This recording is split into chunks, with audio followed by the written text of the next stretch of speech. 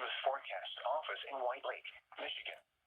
The preceding signal was a test of the public warning alarm system for NOAA, All Hazards Radio Station, KIH-29.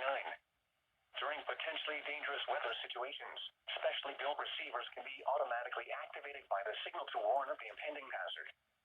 Tests of the signal and receiver's performance are normally conducted each Wednesday between the hours of 11 a.m. and 1 p.m.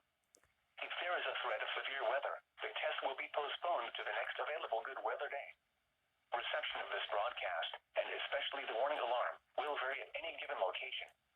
This variability, normally noticeable at greater distances from the transmitter, can occur even though you are using a good quality receiver in good working order. To provide the most consistent and dependable warning service possible, the warning alarm will be activated for watches and warnings affecting only the following southeast lower Michigan counties: Genesee, Saginaw, Shiawassee, Lapeer, Tuscola, Bay, Midland, Livingston, Oakland, and Huron. This concludes the test of NOAA weather radio station KIH-29. We now return to the normal broadcast.